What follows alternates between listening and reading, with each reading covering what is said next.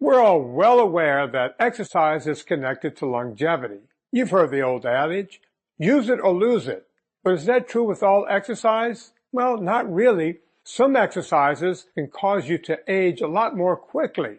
Chronic aerobics comes to mind. People who may do just one thing. We all know that person who's 85 years old, and he or she goes to the pool every morning and swims 2 miles, and they look great. But is that the best thing for them? Maybe. It's great for your heart. It's also great for your lungs. But when you're doing a non-weight-bearing exercise, you're constantly robbing from your bones and soft tissue. So you might want to do other exercises along with that. The same thing comes to mind when people just chronically ride bicycles. Again, best thighs I've ever seen. Great for the heart, great for the lungs. But by not doing a weight-bearing exercise, you will weaken certain muscles. If you have the slightest fall after your 65th birthday, it could cause you to go downhill and, yes, actually die. So I've put together 5 exercises that are imperative, things you should do even if you're doing other exercises like rowing a boat or riding a bike or swimming that you should do every day. And stick around because after the 5 exercises, I'm going to do what I always like to do because I'm from New Orleans. I'm going to give you a little bit of lagniappe. What does that mean? A little something extra. And guess what? It's just as important as the other 5. Number 1, squats. The biggest muscles in your body are in your legs. So why are strong leg muscles important? Well, think of the old song. Remember, the shin bone is connected to the knee bone is connected to the thigh bone. It's almost like that. When you have strong muscles in your legs, you're going to also have strong connective tissue. And because of that, you're going to have strong bones. You see, we always think of bones as being something that's not alive. We think of it as being just like an I-beam that holds up a skyscraper. It's just there to hold the tendons, the ligaments, and the muscles together. We build bones just like we build muscle and other soft tissue. And as we age, it becomes more important to keep those bones strong. And again, just like your legs have the biggest muscles in your body, they also have the biggest bones, meaning your femur and your hip bones. As we age, particularly after we turn 35, we start losing muscle. There's a fancy word for that. It's called sarcopenia. So you want to make sure that you keep your legs strong. And the way we do that is through a compound movement. Now, there are a lot of different leg exercises, but we're going to use the one compound movement that everyone can do, whether you had equipment or not. And that's the simple squat. So I'm going to show it to you 3 different ways. First, with a bar. So if you belong to a gym, there's going to be a bar in the gym that you can use to do squats. Okay, once you have the bar in place, feet shoulder width apart, ease down. The reason we call this a compound movement is because you're moving several joints at the same time.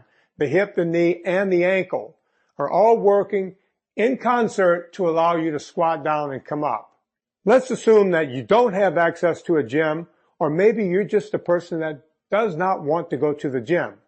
It doesn't mean you can't do squats. You just won't be able to do it with weights. And I'll show you how to do that now. Body weight squats. Now, I'm going to use this rack, but you can use a doorway, you can use a fence post, or any kind of stable pole anywhere around your house or your yard. It's simple. Your feet are about a foot away from whatever you're going to hang on to. Just grab it fairly low and ease your body down. Now, you'll notice that my quads are parallel to the floor. That's all you really have to go before you come back up. But some people like to get fancy, and if you have the flexibility, you can go past parallel. Or some people go all the way down. This is commonly known as ass to grass. You're going all the way down. You don't want to start there, but it's something you may want to achieve later on. Again, this is a great exercise if you're carrying a little extra weight because you have something to help keep you stable. So that's the second way we're going to do this exercise. It's great for beginners, but it's not just a beginner exercise. As you get better, add more reps, slow down even more, and you're going to always feel that burn in your thighs. And that's basically what you need to keep those muscles fit and strong. The third option is to wedge your heels. This will give you more flexibility to go down, and you may not need to hang on to anything. There's another option, wedging your heels. This allows you to have more flexibility, and for most people, you won't have to hang on to anything. In this case, I have an 1.5 inch piece of wood This is for more of a beginner, but once you get more flexibility, you can even use something like this. It's a 10-pound plate, and this 10-pound plate is probably a half an inch, maybe 3/4 of an inch at most. And I'll show you how to use that now. Okay, once you have the wedge under your heels, you can easily go down, as you can see, all the way down without having to stop and then up. Notice I'm going to keep a flat back as I go down. Now, I have my hands out for balance, but once you get used to it, no balance problem whatsoever. You can just fold your arms and you're doing a complete squat. Now, you don't have to go as low as I'm going right now. You can actually go halfway if that's all you can do, and then up again. Once you get used to that, we can actually put less of a wedge. Now the wedge is only the 10-pound plates, which is about a half an inch, maybe less. And again, my flexibility is pretty good, so I'm able to go all the way down. It's a little more difficult. It makes me want to fall back. But once you get used to the high wedge, you can go to less and less. And I'll give you one little trick. We used this in high school and college when I was doing powerlifting. If you have a good pair of work boots, not cowboy boots, but work boots with a nice high heel, they work just the same. Number 2, push-ups. Now, when it comes to pushing away from your body, you can do several things. A push-up is when you're pushing in this direction. A shoulder press is when you go up. We can go in all sorts of motion. But remember, these are the 5 exercises that you need for longevity. It doesn't mean that a shoulder press is not good for you. I'm just trying to keep the list short so that it's doable. And you can do push-ups at home. You don't have to have a fancy gym or a bench or barbells or dumbbells. All you need is the floor or the ground. Why do I find push-ups to be so important? Well, it incorporates a lot of upper body muscle, including your pecs, which are big giant muscles right on the front of your chest. It works your triceps, and it also causes you to hold your body steady. You ever see people just sit there and do planks and hold themselves? Well, guess what? When you're doing a push-up, you also have to do a plank, which is incorporating all of your core muscles. So again, it's a big bang for your buck exercise. It gives you more muscle usage without lifting a weight over your head. You're just pushing forward. And again, it doesn't take any fancy equipment. And guess what? The push-up has worked for every military group around the world forever. So if it's good for them, it should be good for you. With your upper body, you have to do 2 things. You have to push away from you. You have to pull towards you. We're going to start with the push, and the name is right in the exercise. It's called the push-up. But don't tune out right now because I'm going to show you 3 different ways to do it just in case you can't do it in the traditional manner. So first, I'm going to show you the traditional push-up. So if you're wondering where to put your hands, you want it to be just wider than shoulder width. And as you go down, you want your armpits to fall right even with your thumbs. You don't want your hands to be too high or too low. The thumbs right at the armpits, and then push up. Keep in mind, you don't want to slump your back in. You want a straight back and even have your butt poking up just a little bit so that when you go down, your chest will hit first before your stomach or your hips. You just want your chest to hit and then push up. Doing push-ups from your knees. A lot of people have problems with this because back in the 70s when we had the presidential physical fitness test, remember that thing? They called these girly push-ups because they would have the girls do push-ups from their knees. This is a great way to work into full push-ups. By moving the fulcrum to your knees and away from your feet, you take a lot of pressure off of your upper body. You're able to do more reps, and eventually you will be able to do a complete push-up. Okay, you're going to have the same position with your hands, just wider than shoulder width. Again, when you go down, you want your armpits to be right over your thumbs, and you want to keep a flat back, straight down, and push up. So maybe you're one of the people that are really having a rough time even doing push-ups from your knees. Well, there's a third option, and it's right in your kitchen. It's called a counter. And this is what you're going to do. Get your hands in place. You want your feet about 2.5 or 3 feet away from the counter and ease down. Now, if this is too difficult for you, you can move your feet up a bit and do it more upright. But as you get stronger, you can move back even more. And once you can do them all the way back, you can then probably start doing them from your knees. Remember, folks, Where there's a will, there's a way. Number 3, pull-ups. These are antagonistic muscles. Wait, what? Antagonistic? What does that mean? These are the opposite muscles from when you're pushing. When you're pulling, you're working the opposite muscles. Those muscles are in your back. We always hear about lats, right? It stands for latissimus dorsi. Very fancy word. Whenever you're pulling something towards you, whether you're pulling it in a rowing motion or pulling it down like a pull-up, you're working your lats. You're also working a lot of smaller muscles around your scapulae, your teres majors, your teres minors, your trapezoas, just to name a few. So you're incorporating a lot of your back muscles, and you're also including your biceps and your forearms.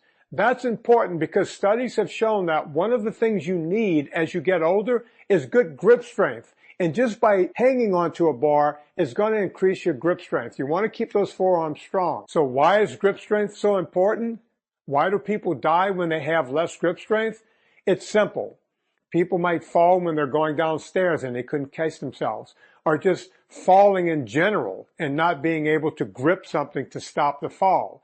Once we age and we break a hip, it could be our demise. So you want to keep your grip strength up. It's crazy that it's directly related to mortality, but it is. With the push-ups, we pushed away from our bodies, so now we have to pull back towards our bodies. The easiest way to do that, where you don't need much equipment, is to do pull-ups. But wait, don't cut the video off yet. I get it. You might not be able to do even one pull-up. So I'm going to show you a couple of variations to get you there. The first thing I teach people is to do a negative pull-up. This is how we start building muscles so that maybe one day you can do a positive pull-up. So first we're going to do the negative pull-up. You want a situation where you can get your chin above the bar without any weight on your hands. And from there, you just hang, do an arm flex hang, and then ease down. This is a negative movement. It's called eccentric contraction. You don't have to remember that. But when you get to the bottom, you can stop, get yourself up again, and just count your reps doing negative movements. Once you get that, and you get strong enough at doing that, you can try a positive movement. And I always tell people to try the positive movement off of the negative movement. So again, you're going to come up, do your negative movement, ease down, and when you get to the bottom, pull yourself back up to do a positive pull-up. And eventually, you will be able to do a lot of reps. Now, I get it. A lot of people out there have weight situations, and just like I'm pulling up 175 pounds, some people might try to pull up 300-400 pounds. That's not doable. That might not even be doable in a negative situation. So I'm going to show you something that will work in your situation. These exercise straps are nothing new to the industry. TRX was the first one to come up with these in-home straps. You can hook them to almost anything around the house. I have mine hooked up to my power rack, but these are very expensive. They make brands now that are way less expensive, and I've tried a bunch of them. They're just as good. So don't feel like you have to go out and buy a branded product. There are many products on the market. Go check it out. But this is a great gateway, if you will, into doing any type of pull-up because you get to decide on the angle. So let's say you're overweight and you don't have much strength. You can keep yourself almost straight up and down and ease down and come up and get several reps doing it like this. But as you lose weight and or get stronger, you can move down into a lower position. Now you're putting more pressure as you're doing the exercise. These things are just a great tool to bridge you to do a real pull-up. But don't stop using it after you get there. You can also use this for several other exercises on the way to doing those pull-ups. I'm not going to give all those exercises here because we're doing the top 5 exercises for longevity. I'll show those in different videos, but I should do a whole video just on these type of straps because there's so many exercises you can do. It's almost a complete gym all in one. Number 4, core strength, and we do that with sit-ups. Now, sit-ups are not the only way to work your core. You'll see people do static exercises like planks. You'll see people doing side oblique exercises. These are all great, but the one thing you want to keep strong is your rectus abdominis. That was that six-pack you were able to see back when you were in high school. Whenever you do a sit-up, it also connects down into your hip flexors, your quad muscles. And believe it or not, the antagonistic muscles to that are your lower back muscles. As we get older, you'll see people get something called lordosis, better known as dowager's hump, right in the top of their back. That's when muscles get weak. We want to keep all of that strong. And by doing those back exercises we were talking about before, in conjunction with doing just a simple sit-up, you could keep all of that working in concert to keep good posture as you age. When it comes to building muscle, we never think about building the midsection. We think about getting big biceps and shoulders and quads, but you never think about keeping muscle in your midsection. Basically, the rectus abdominis, that group of muscles right in the middle, you know, that washboard you used to see back when you were a kid. Well, we're going to work on getting those back again. Very simple. You could do 20 different types of ab exercises. The simplest one is just to do a military style sit-up.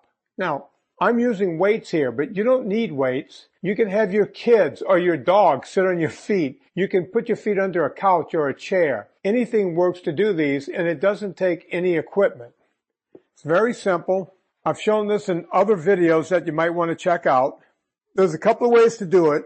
Once your shoulder blades are up and you feel some pressure right on the rectus abdominis muscles, you can come on up. Whenever your elbows touch your quads, you're done. You don't have to overextend it. You want to keep the pressure right on the abs and then ease back down. The one thing I always tell clients is never jerk if you have to jerk yourself up. You're not doing yourself any favors. You can end up causing a back issue. So you want to stay away from that. You want to ease up, ease down. And once you get stronger, and you start doing way too many reps, you can then put your hands behind your head. It throws more weight higher in your body, and it becomes more difficult to come up, which makes it a tougher exercise. Here's the deal. If that gets too easy and you start doing too many reps, you can then hold a plate weight or a dumbbell across your chest and do it like that. If it becomes easy, even with your hands behind your head, you can always take some extra weight, put it over your chest, and start doing them this way. And of course, as you get stronger, you can use more and more weight. Very simple, very effective. Number 5, aerobic exercise. Wait, what? At the beginning, you said aerobics were horrible. No, I didn't say that. I just said doing chronic aerobics could be bad for your health, especially if you're only doing non-weight bearing exercises. Now, what does that mean? What does non-weight bearing mean? Does it mean not lifting weights? No. What it means is whenever we're supporting our own skeleton, whenever we're standing up, actually standing is a weight-bearing exercise, as you're bearing the weight of your skeleton. So for that reason, walking is a weight-bearing exercise, so it's very important to walk every day. I like taking my dog Bonzo out for a walk as often as we can. If you're in the position where you can run, and I say in the position because not everyone can run. You could have bad knees, a bad back, but jogging is a great way to do weight-bearing exercise, and it's aerobic. Jumping rope always comes to mind. Jumping rope has been one of my staples throughout my entire life. If I'm sitting at my desk too long, if you notice right behind me, maybe you can't see it, but it's on my rack, I have a jump rope. And that jump rope is there so that I could pick it up and just do 3 to 5 minutes right in the middle of the day. It not only gives me quick energy to get back down and work, but I'm also doing some weight-bearing exercise. Now, for the non-weight-bearing exercises, we have things like bicycling. It's easy on your joints. I love doing it. I love mountain biking. We also have things like rowing. I like rowing in the house and also getting out on the water. It's something very new to me. Kayaking is one of my favorite activities. I love swimming. I don't get to do it enough, but because of this video and even thinking about it, I'm going to probably join a swimming group right here in town. It's something new and different, and I always like to try new exercises. You have to remember, you don't want to do just one thing. You want to mix it up and do a lot of things. When it comes to aerobics, you don't have to go very hard. You just want to be in zone 2. So how do you find zone 2? It's a quick equation. Take the number 180 minus your age, and that will give you the middle part of your zone 2, which will put you right at about 75% of your aerobic capacity. Now, if you're already very fit, you can add 5 heartbeats to that. So for me, you take 180 minus 61, that puts me at 119. but I'm a fairly fit guy, so my zone 2, right in the middle, is probably right around 124 or 125 beats per minute. And now for the most important thing of all, balance. Balance is something we all seem to have as kids to one degree or another. Yes, there are those kids that are great at skiing and surfing. I knew kids who could do slack lines and even tight ropes. But to some degree or another, we all have balance. But as we get older, because of eyesight, inner ear problems, and just general neuromuscular facilitation, we lose some of that balance. But wait, you can get it back. And it can be as simple as standing on one foot. It's a great way to start. So the way you want to do that is to not actually look straight ahead, but pick a spot somewhere on the ground and look at that spot. Once you have the spot, go up on one foot and just see how long you can hold it. If you start to get wobbly, just put the foot back down. Once you're stable, go up again and hold it. Once you can do that, you can start messing with your hands and even looking away from the floor, looking straight ahead, having your arms all the way out to the sides, putting them in front, even going up. And then when you get to this level, you can start not just looking straight ahead, but really challenging yourself by looking up and holding that position. Your brain is talking to the lower part of your body, telling you to do the balancing act. And once you do it on one side, of course, you do it on the other side. It's simple and it's effective, but there are more exercises. Once you get used to balancing on one foot, you can move it to the next level. In this case, I like using the exercise ball for the simple reason that you only have one point of contact with the floor, and these things are real squishy. So, they really make it hard to balance, especially when you're on your knees. Now, you'll notice that I'm within my weightlifting rack here, so I'm going to use that for balance at first. I'm going to guess that most people don't have one of these in their home, but if you just stood in the doorway, it works exactly the same. So once you're there and you're balancing, you start getting lighter with your hands, right? You still have 3 points of contact, or actually 4, both knees on the ball and both hands on the sides. And then maybe remove one hand. Now you have only 3 points of contact. And once you get used to that, you remove the other hand to where you're completely balancing on the ball, knees on the ball and 1 point of contact with the floor. It's a bit more advanced, but it's not out of the realm of possibilities. Give it a shot. Using a balance board, these things are very advanced, folks. You don't start with this. You start with the other exercises I showed you. But if you want to advance to something like these balance boards, again, start in a doorway, and it's always good to have someone else around when you do it the first couple of times, just in case you get a bit tripped up. Okay, as you can see, I'm messing around on the board and I'm hanging on to my rack. This would be your doorway. Once you get it, you can just let go and balance on your own. So what does exercise have to do with brain health? In my opinion, everything. Think about it. When we started taking PE classes away and cutting out recesses, we noticed that grades have gone down across the board in standardized testing. This is not a new idea. We also know that when you do a lot of aerobic exercise and anaerobic exercise, we're building up 2 different engines, our anaerobic engine and our aerobic energy. This causes your mitochondria activity to go up, you have greater blood flow, and you have better cognitive function. These 6 exercises are staples. You must do them. But if you want to do more, go check out my video, the 5 exercises you need for rock hard abs after 40.